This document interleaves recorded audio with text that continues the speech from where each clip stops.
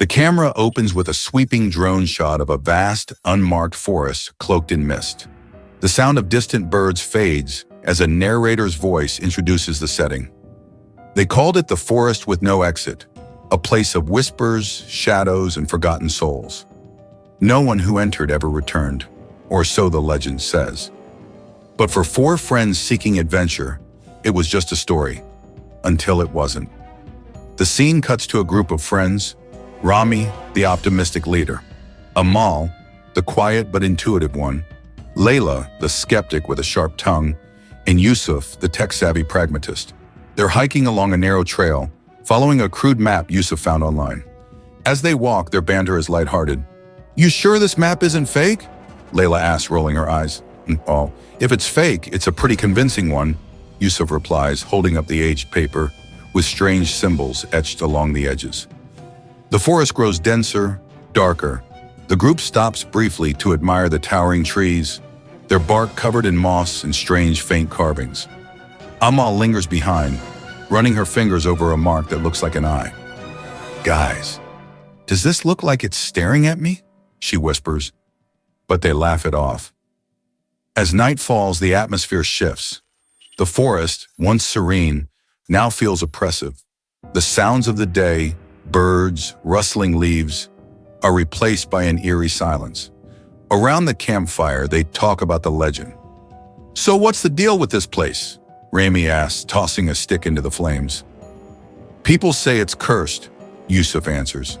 "Some claim it's a loop, like the Bermuda Triangle of forests. Others think there's something alive in here." "Alive? Like what? Ghosts? Monsters?" Layla snorts, but her unease is evident. Amal doesn't join the conversation. Her eyes are fixed on the darkness beyond the firelight, her expression troubled. Later that night, Amal wakes to a soft sound, her name whispered in a low melodic voice. "Amal! Amal!" She sits up, heart racing. The voice seems to come from the woods, just beyond the camp. Unable to resist, she grabs her flashlight and steps into the shadows. The beam flickers as she follows the sound. She finds herself in front of a massive tree with deep carvings of eyes. The air grows colder, and the whispers intensify. Amal's breath catches as she sees her name carved into the bark, freshly etched. The camera pans back to the camp, where the others wake to find Amal missing. Panic sets in as they search, calling her name, but their voices feel swallowed by the forest. "We can't just leave her out there!" Rami shouts, his voice shaking. "We're not leaving," Yusuf snaps, his flashlight trembling in his hand. They retrace their steps, but the trail they followed earlier seems to have vanished. Instead, they find themselves circling back to their campsite repeatedly. A shot of the group huddled around the campfire at dawn, their faces pale and drawn. No one has slept. The forest feels even more hostile in the daylight, the towering trees casting unnaturally long shadows. Amal is still missing. Rami paces restlessly, frustration boiling over. "We've been searching for hours. She's out there. We can't just sit here." Layla snaps back. "And what if she's not?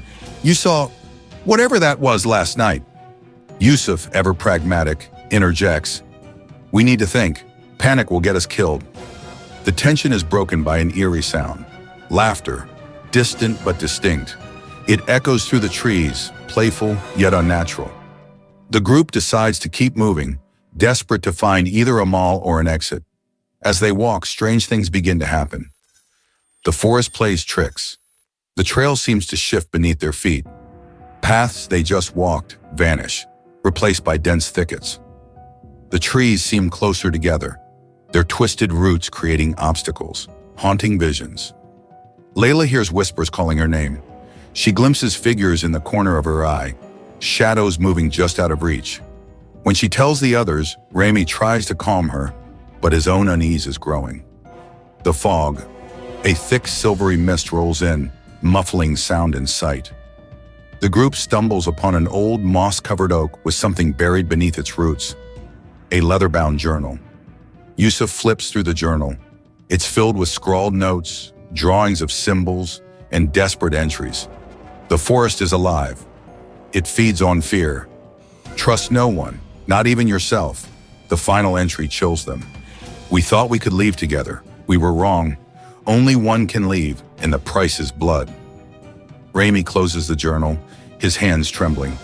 We're not playing this game, he says firmly, but the others aren't so sure. As night falls, the group hears a faint voice in the distance. Help! Please! They run toward it, finding Amal sitting by a tree. Her clothes are torn, her face pale, and her expression vacant. Layla rushes to hug her, but Amal pulls away, muttering, You shouldn't have come. Now you're trapped too. When questioned, Amal speaks in cryptic riddles. It's not a forest, it's a labyrinth. It doesn't want us to leave. It already knows who it wants. The group grows more terrified as Amal's behavior becomes stranger. She smiles at nothing, hums eerie tunes, and refuses to explain how she survived alone. The group decides to set up camp again, too exhausted to continue. But during the night, Yusuf hears something moving outside their tent. Gripping his flashlight, he steps out to investigate. The camera follows Yusuf's perspective as the light flickers, illuminating shapes in the mist, trees, shadows, and finally a figure standing still. Ramy, Yusuf whispers, stepping closer. The figure doesn't respond. Yusuf's breathing quickens as the figure turns its head unnaturally fast, revealing empty eyes and a twisted smile. Before Yusuf can scream, the light cuts out. The next morning, Ramy and Layla wake to find Yusuf gone. His flashlight lies shattered nearby, the lens smeared with blood. A close-up of Amal sitting alone by the fire, her eyes glowing faintly in the dim light. She whispers to herself, one by one. The second opens in silence, broken only by the rustling of leaves. Ramy and Layla are sitting by the smoldering remains of the fire, their faces hollow with exhaustion and fear. Amal sits a short distance away, her back to them, humming softly to herself. The forest feels heavier now, as if it's watching. The camera pans to Yusuf's shattered flashlight, abandoned on the ground, a stark reminder of their dwindling numbers. The rising tension. Ramy pacing with desperation. We can't keep doing this. We need to confront Amal. She knows something. Layla on edge. And if she does, what if she's not Amal anymore?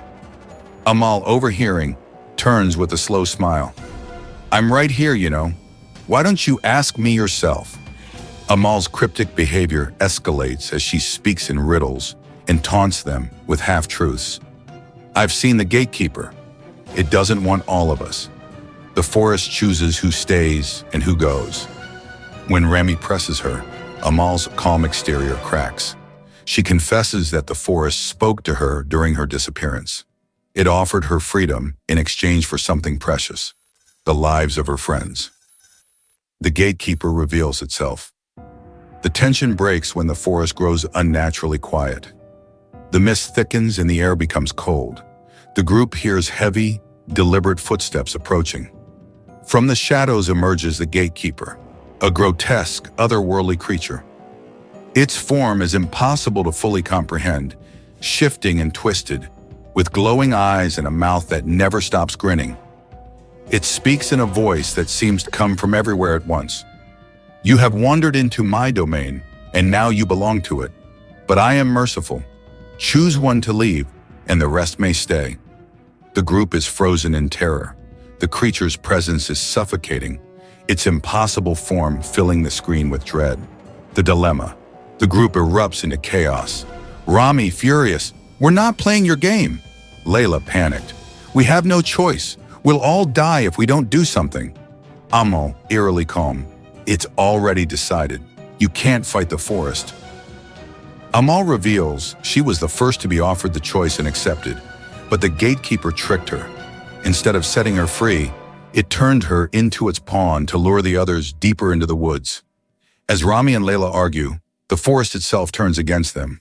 Trees close in, roots snake across the ground, and shadows twist into horrifying shapes. The sacrifice.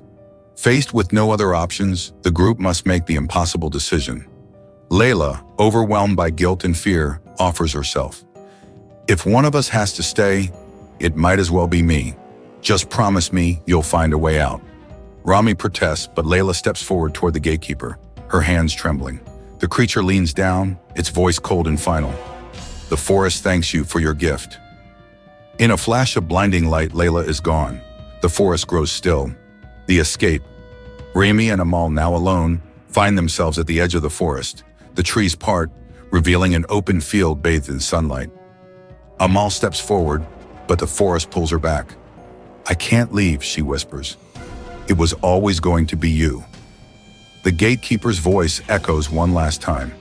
Run, little one, before the forest changes its mind. Rami stumbles out of the forest, gasping for air. When he turns back, it's as if the forest was never there, just an endless field stretching into the horizon. The final twist. The second ends with Rami sitting alone in his apartment weeks later, haunted and hollow.